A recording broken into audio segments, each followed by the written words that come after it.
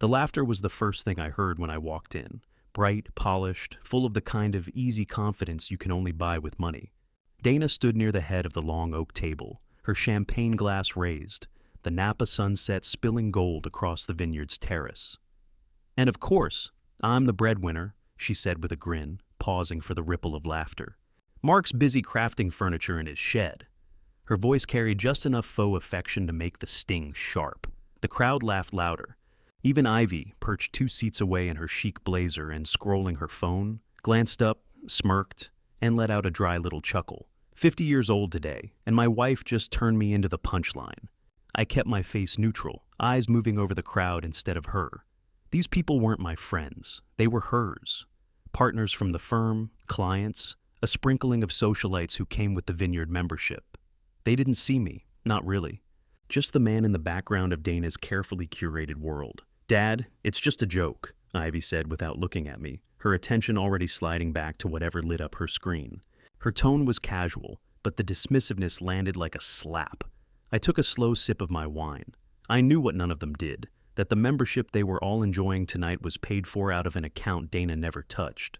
That Ivy's tuition at her prestigious culinary school wasn't covered by the merit scholarship she bragged about, but by a grant I'd quietly created. That even Dana's firm's last visionary interior overhaul was financed in part by a check I'd written, uncredited, to make her look like she'd pulled in a miracle sponsor. No one here knew any of that, and Dana wasn't about to tell them. The waiter refilled my glass, murmured a polite, "Happy birthday, sir," and moved on. I thanked him with a nod, then watched the conversation swirl around the table. Dana was already launching into another story about a keynote she'd given, her hands animated, her voice alive in a way it rarely was at home. Across the table, a man I vaguely recognized from one of the architecture magazines leaned into her, laughing at something she'd said. I didn't bother trying to join. A burst of applause followed her next quip. She glanced my way, briefly just long enough to flash a practiced smile as if to say, "See, you're in on it too." I smiled back, the kind of smile that hides more than it shows. Inside, the words from her toast looped in my head like a splinter I couldn't shake. Breadwinner, shed, a room full of people who wouldn't believe me if I told them the truth. I didn't speak, didn't defend myself, just sat there and let the moment pass, filing it away. Because the thing about being written out of a story is you start thinking about how to write your own. 6 years earlier, Dana stood in the corner of the banquet hall, jaw tight, drink untouched. The award had gone to someone else, someone whose designs she privately called derivative, but publicly congratulated. I watched her nod and smile through clenched teeth, while the photographers moved past her like she wasn't even there. On the drive home, she barely spoke. The streetlights flicked across her face in quick intervals, bright shadow, like her expression was fighting itself. Halfway across the bridge, she finally said, "You know why I didn't win? Because I don't have the right image. You don't push hard enough. You're comfortable." I kept my hands on the wheel. Comfortable's not a sin. It is when you're up against people willing to kill for the next feature spread. She turned toward the window. "Sometimes I think you're okay fading into the background." I didn't answer. I'd learned by then that arguing when she was nursing a bruise like this only gave her something else to hit. From that night on, the shift wasn't loud. It was silent, steady, like tectonic plates moving under our feet. She hired a PR consultant, got new headshots, started posting almost daily, work selfies at the drafting table, inspirational captions about breaking glass ceilings, throwbacks of her early projects with hashtags that somehow made it sound like she'd built the whole thing herself. When the magazine profiles came, I recognized rooms I'd helped design. The coffee table in that award-winning penthouse, I'd built it from walnut I'd milled myself. The custom shelving in her firm's breakout project, my hands had shaped every joint. But in print, those details were procured from a local artisan. She didn't mean local like me. At events, I noticed her speeches started with "I envisioned" instead of "we." She made keynote panels, breakfast interviews, even a podcast series about visionary women in architecture. My name never came up. I was the guy holding her bag, smiling in the background of candid photos. Our 10th anniversary party was the moment it clicked for me. I'd been telling a small group about a tricky joinery technique I'd used on a commission. Nothing flashy, just shop talk with people who seemed interested. Dana appeared at my side, hand on my arm, and laughed like she'd caught me sneaking dessert before dinner. Speaking of projects, she cut in smoothly, I just wrapped a proposal for the Midtown redevelopment. The client was thrilled. The group pivoted instantly, eyes on her. She had that effect. I stood there, drink in hand, watching my story dissolve mid-sentence, replaced by hers. She never looked back to see if I minded, and I didn't stop her. Not that night, not for a long time, but I remember feeling it, the ground under me shifting, slow enough that no one else noticed, but deep enough that I knew one day something was going to break. One Tuesday, I decided to show up at Dana's studio with lunch. No anniversary, no occasion, just 2 paper bags from the little bistro she liked, still warm in my hands. Her assistant, Rachel, looked up from her desk as soon as I walked in. Oh, Mark, she's not here. I glanced toward Dana's office, lights off. Where is she? Rachel hesitated. Out. Out where? She had a meeting. It was the pause that caught my ear, the kind people use when they're editing the truth. I nodded slowly. Right, tell her I stopped by. Back in the car, I called her. She answered on the second ring, her voice pitched in that brisk work mode tone. Hey, I'm in a meeting. Can I call you later? Sure, I said, keeping my own voice flat. Hope it's productive. That night she came home with a glossy shopping bag and set it on the counter. I saw this and thought of you, she said, pulling out a high-end scarf, Italian, perfect stitching, the kind of thing I'd never buy for myself. Just because. Just because, I repeated and kissed her on the cheek. After she went to change, I opened my laptop. The bank login screen was waiting. I started scrolling back through the past few months of our joint account, pulling every charge that didn't fit. Hotels in the city on weeknights, she said she'd been working late. Long lunches at restaurants she never mentioned. Retail stops in neighborhoods far from her office. 3 weeks' worth of these entries matched with days she'd been under deadline.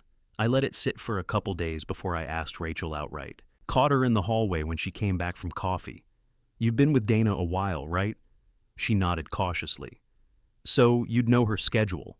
Another pause. I guess. I just want to confirm something, I said. Those nights she's at the office late. She's with Blay, isn't she? Rachel's lips pressed together. I'm not asking you to. Just nod if I'm wrong. She didn't nod. She didn't shake her head either. She just looked away, which told me more than if she'd spelled it out. That night, I dug out an old contact, Trenton Webb. We'd done some design work together years back, before he became one of the most discreet investigators in the art world. I called him from the shop, the smell of sawdust in the air. I need quiet background on someone, I said. Spouse? He asked. Yes. What am I looking for? Patterns, travel, who she's meeting when I'm not there. Anything that isn't part of the job description. He was silent for a beat. You're not going to like this, Mark. I already don't, I said. Just get it to me clean. Hanging up, I realized my hands weren't even shaking. This wasn't a flare of jealousy. This was reconnaissance. The first step in dismantling something I'd helped build. One careful piece at a time. Trenton's report landed in my inbox 3 days later. I opened it in the shop before I even took off my work gloves. Blaze had a pattern. Women in the industry, always younger, always tied to a project that could benefit him.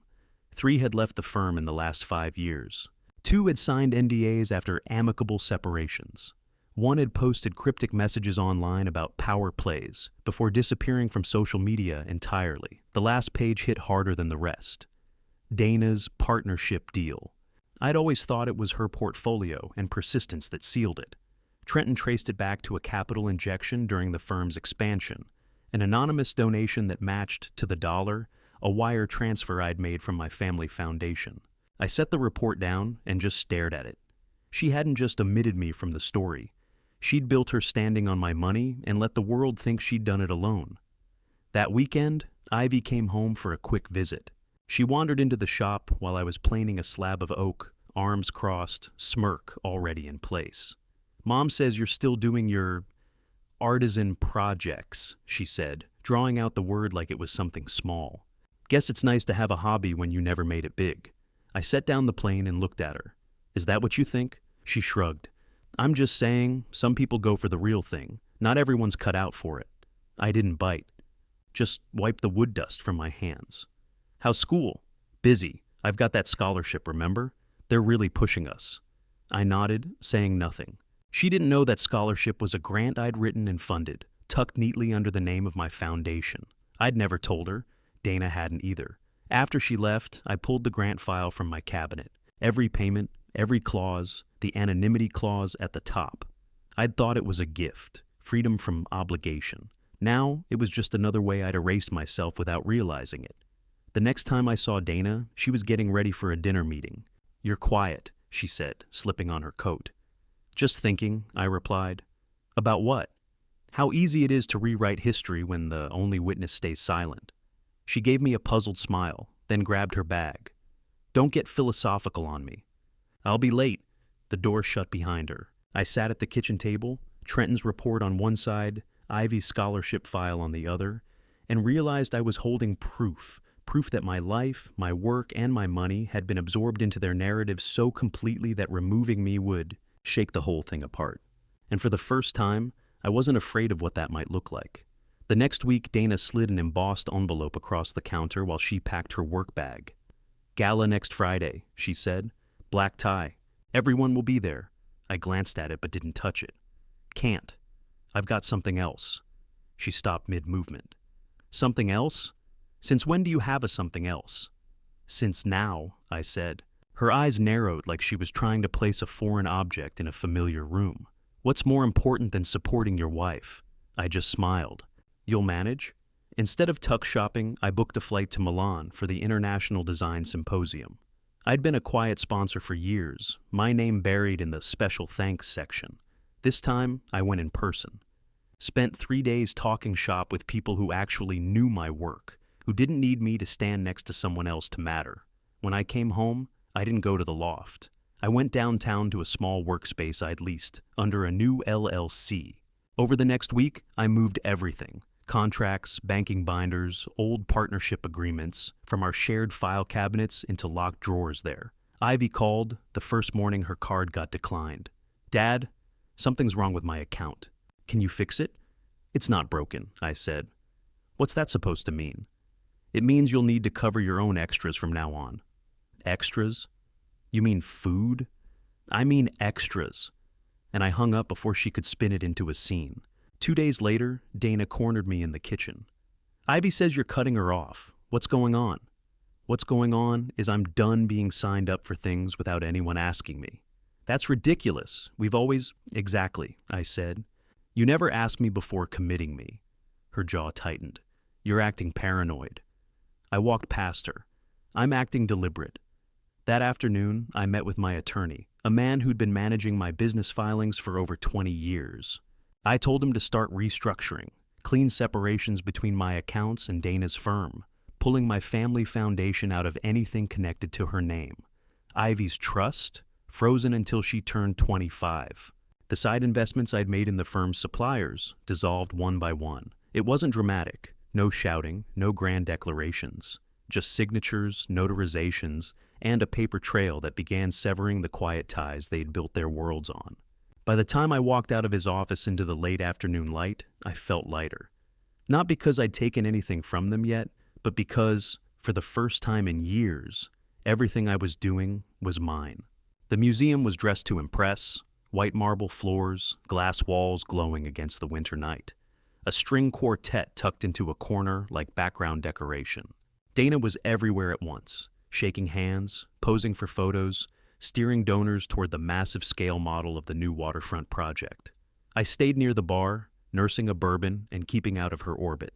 Midway through her speech, she spotted me and lit up for the crowd. "And of course, my husband is here tonight," she said, smiling that polished smile. "He's in his crafty little workshop most days. Gave up real work for wood shavings, but we're so glad he made it out." The audience chuckled politely. I set my glass down, buttoned my coat, and slipped out before she even moved on to her next joke. The cold hit hard outside. I didn't head home. I drove straight north, past the city lights, past the last gas station, until the road turned into a winding climb through dark pines. The cabin waited at the end of a rutted driveway, quiet under a blanket of frost. Inside, I lit the fire and sat at my father's old desk.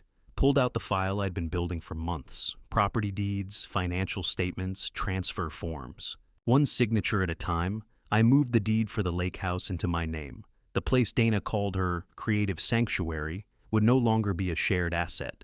Then I opened the folder on the firm. My capital contributions were structured through holding companies. Unwinding them wasn't complicated, just deliberate.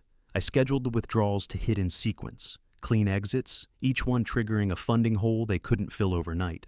The pen scratched across the last document. I sat back, listening to the fire crackle, the winter wind brushing against the windows. This wasn't revenge. This was reclamation. By morning, the emails would be waiting in inboxes from here to the firm's New York office. Dana wouldn't know it yet, but tonight had been the last time she'd used my name, or my work, as a prop in her story. By Monday morning, the first calls were already coming in.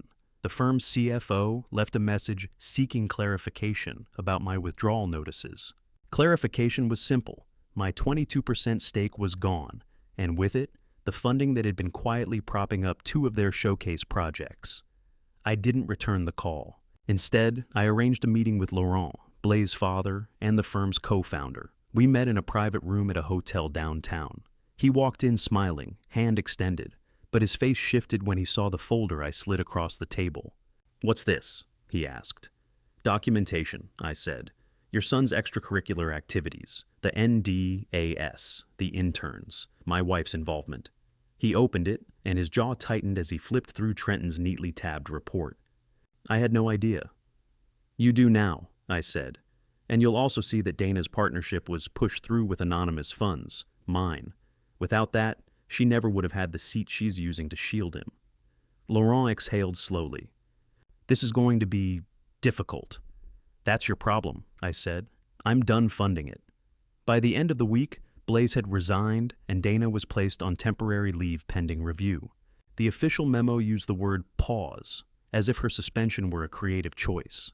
Meanwhile, I pulled my name from every donor roster, every architectural association, every committee tied to her career. The online bios that used to pair us as creative partners now listed her alone. No silent benefactor to make it look effortless. Ivy's texts started coming in fast. "Dad, my tuition payment didn't go through." "Dad, my card's still frozen. What's happening?" "Dad?" I read them, one after the other, and put the phone face down on my desk. The silence after that was better than any reply I could have sent. Let them both sit with the gaps. The money holes. The missing safety net they'd stopped even noticing was there. By Friday, the same people who used to look past me at events were scrambling to get me on the phone.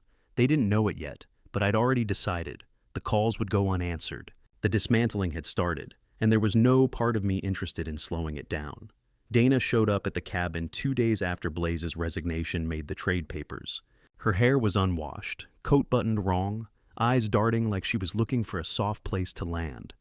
"You've burned it all down," she said as soon as I opened the door. "No," I told her. "I just stopped holding it up." She stepped inside without being asked, pacing in front of the fireplace.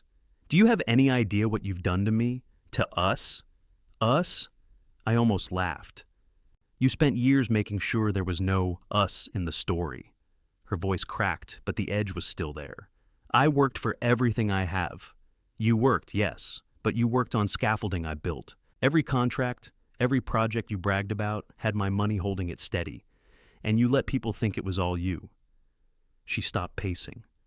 "I didn't ask you to—" "That's the point. You never asked. You just took. And you made sure my name stayed out of it so you could play the lone genius." She looked at me like I was speaking another language. "You're punishing me because you felt left out?" I shook my head. "I'm ending a lie." The front door opened again, and Ivy stepped in, cheeks red from the cold. "So it's true," she said.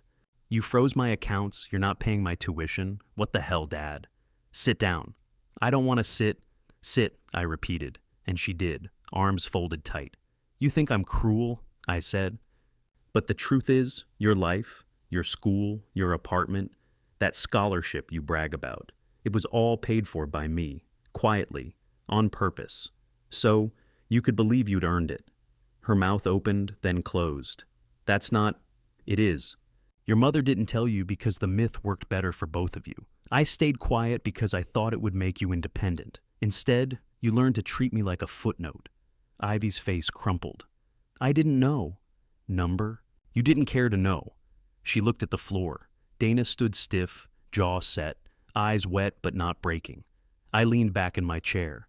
Now you both know, and you can decide what you want to do with the truth. But the days of me financing the lie are over. Neither of them spoke. The fire popped in the silence, and for the first time in years, the weight in the room wasn't mine to carry. It was late spring when Dana called. Her voice was steadier than I expected. I'm not asking to come back, she said. I just want to see you and Ivy. No speeches, no performance, just dinner. I thought about it for a moment. The cabin, I said. Saturday, 6 o'clock. When they arrived, the air was cool enough for a fire. Ivy carried a bag of groceries in, setting it on the counter without a word. Dana followed, dressed simply, no statement jewelry, no angles calculated for cameras. We cooked together, nothing fancy. Roast chicken, potatoes, green beans. The kind of meal you can talk over without losing your place. Ivy set the table while Dana poured wine, and for once, there was no undercurrent of competition in the room. When we finally sat down, the silence wasn't hostile, just unfamiliar. Dana glanced at me across the table. You look good, she said. So do you, I replied. It was true, though not in the polished way she used to aim for. Ivy passed the bread. Any school's fine, she said, almost like she was forcing herself to start. I'm working at a bakery in the mornings. That's good, I said. Real work looks good on you. She gave me a half smile and didn't flinch. Progress. Dana cleared her throat. I know I can't undo what I did, but I see it now. All of it. I'm sorry, Mark. I nodded, letting the words land without rushing to soften them. Noted. We ate in small bursts of conversation, nothing rehearsed, no digs hidden in jokes. By the time the plates were cleared, I realized we'd made it through an entire meal without anyone playing a role. No masks, no power games. Just 3 people at a table they'd all taken for granted until it was gone. It wasn't forgiveness, but it was a start.